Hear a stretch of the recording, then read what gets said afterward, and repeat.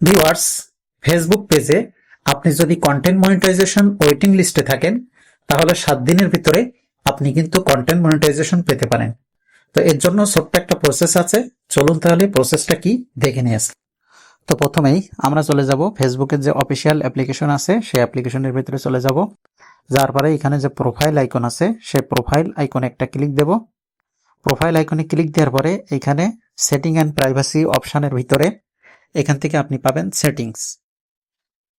তো একটু নিচে আসলে সেটিং এর ভিতরে জাস্ট একটা ক্লিক করবেন। সেটিং এর ভিতরে ক্লিক করলে এখানে দুইটা কাজ করা লাগবে। প্রথম হচ্ছে ইজি অ্যাক্সেস টু আর্নিং, এখানে ক্লিক করে এই ফিচারসটা আপনি অন করে দেবেন।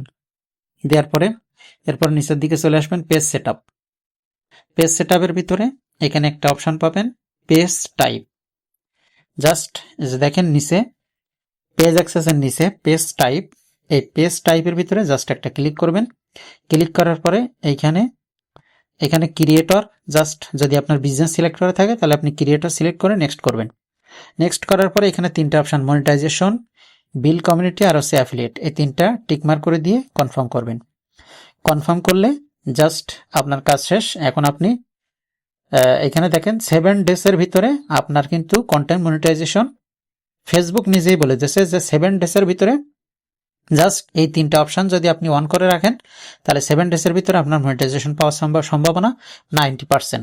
ঠিক আছে, জাস্ট আপনি এই অপশনটা অন করে রাখবেন।